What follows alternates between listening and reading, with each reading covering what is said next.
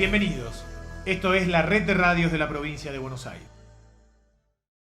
Hola, ¿cómo les va? Bienvenidos una vez más a esta que es nuestra red de radios de la provincia de Buenos Aires, llegando a más de 200 radios en nuestro querido territorio bonaerense y, como te digo, siempre conversando con los protagonistas. Y por primera vez tengo el gusto de presentarles a Débora Indarte. Débora es diputada provincial por el Frente de Todos. Hola, Débora, el gusto de saludarte. ¿Me estás recibiendo bien? Hola Guillermo, bueno, un gusto para vos y también poder estar acá y charlar por intermedio tuyo con un montón de oyentes que seguramente van a estar escuchando lo que estamos contando. Sin dudas. A ver, vos sos joven, sos presidenta de la Comisión de Ecología y Medio Ambiente, pero por sobre todas las cosas creo que lo llevas con mucho orgullo, sos marplatense de nacimiento, esto es así.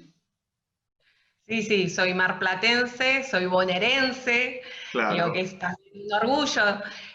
Sí, marplatense y con mis hijos también, que tengo dos niños, uno de 1 año y otro de 6 años, así que disfrutamos de esta ciudad muchísimo. Qué bueno. Bueno, yo al revés, yo soy bonaerense y marplatense, como te decía antes de empezar esta charla, de infancia y de adolescencia, por todos los hermosos veranos que hemos pasado allí en donde uno tiene tantos amigos, ¿no? Me gustaría empezar hablando un poquito de tu historia, de cómo fue tu infancia, tu adolescencia y por qué te involucraste en el tema de la política, Débora.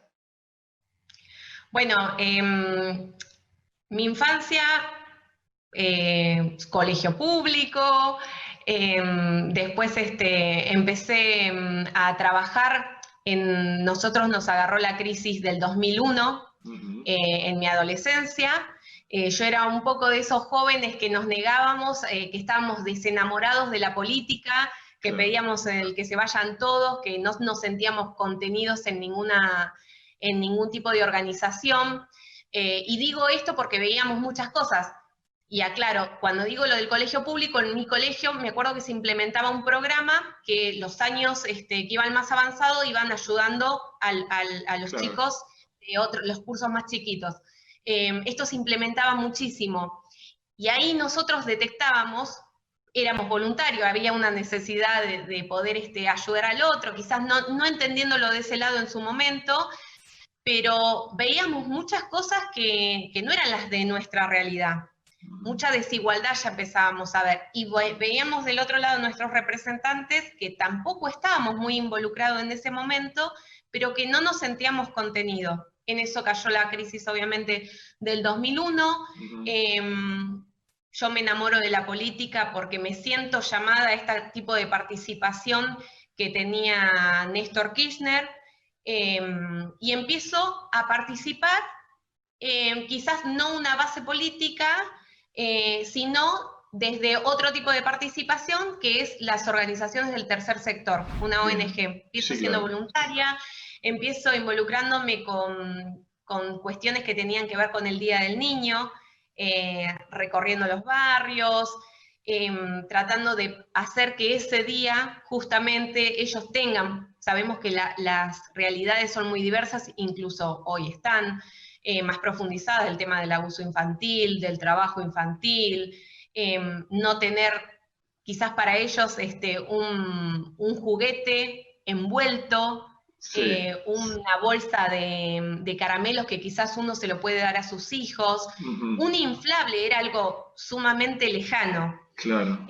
Bueno, de esa forma me involucré, empecé a conocer un montón de gente que tenía ganas de participar, empecé a darme cuenta que uno cuando se compromete con esto puede solucionar la gestión, me parece que es fundamental en estas cosas, y de ahí empecé a participar en diferentes espacios en lo que tenía que ver con las organizaciones del tercer sector.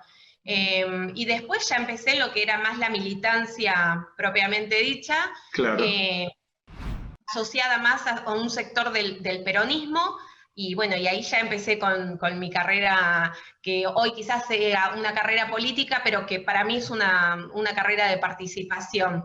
Sin dudas. Vos hablaste de el expresidente Néstor Kirchner y creo que con su llegada a la primera magistratura, porque lo he hablado con mucha gente de tu edad, y algunos más grandes y otros más chicos, es como que se marca un punto de inflexión en volver a ver a jóvenes involucrarse en la política. ¿Por qué crees que esto pasó? ¿Cuál fue el criterio o qué fue lo que sedujo Néstor y posteriormente Cristina Kirchner para comenzar a armar otra vez cuadros políticos después de un desencantamiento general que había precisamente con la política? Porque nos interpeló. Yo sentía que cuando hablaba, nos hablaba directamente a nosotros y nos preguntaba incluso qué estábamos haciendo en esta cuestión de que está bueno esto de proyectar, de decir, de planificar, pero que teníamos que ir a la acción.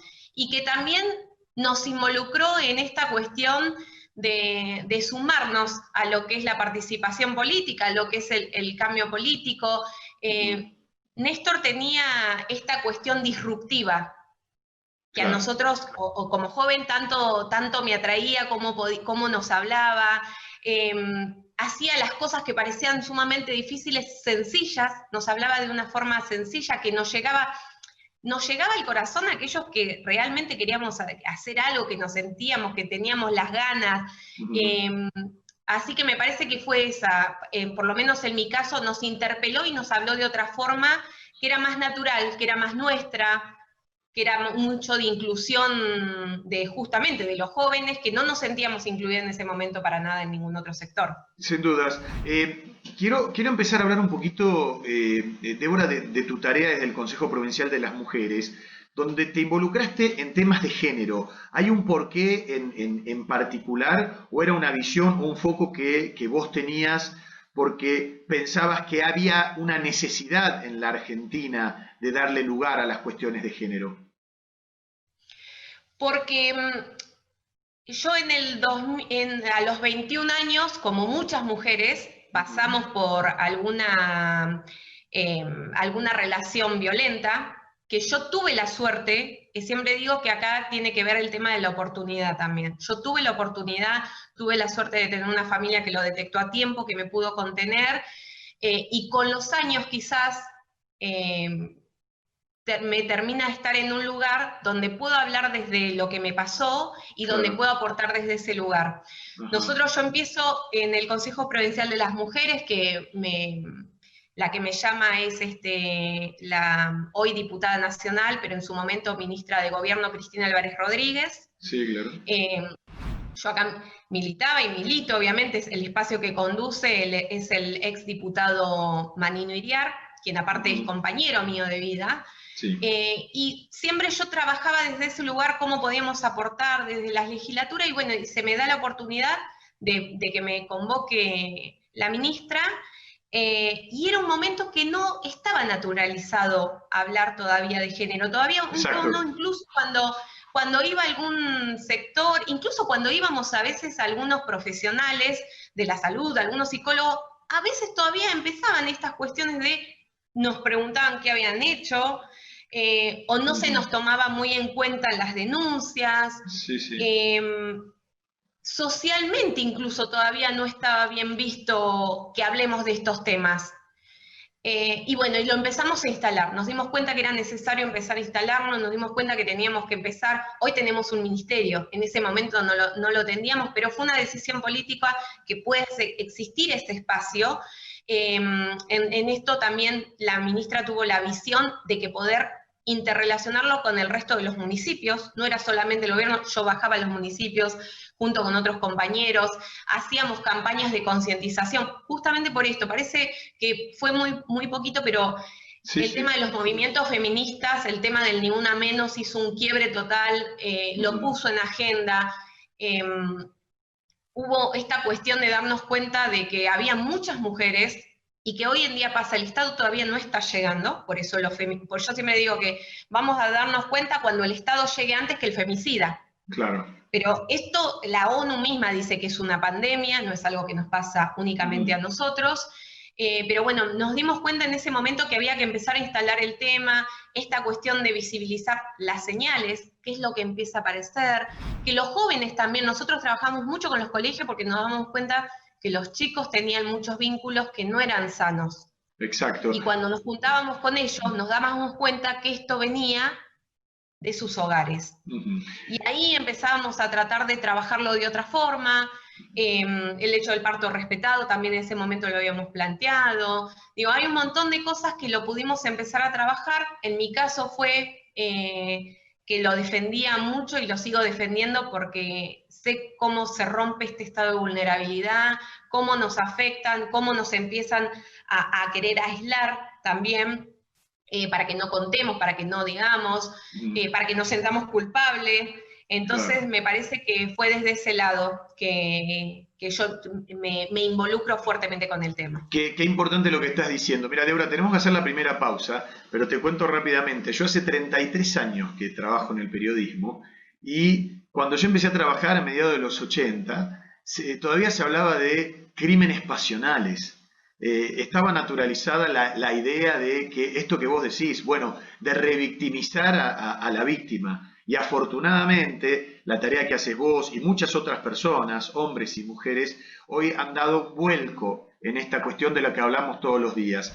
Te propongo de seguir hablando en el segundo bloque de esto, de lo que está pasando con muchas mujeres que hoy son rehenes de sus parejas en sus propias casas, pero que tienen herramientas para poder denunciar lo que les está pasando, porque hoy todos estamos atravesando por una pandemia, pero hay mujeres y sus circunstancias, sus hijos, en donde tienen que escapar, tienen que salir de esa situación o de ese calvario que están vivenciando. ¿Nos esperás unos minutos y seguimos charlando?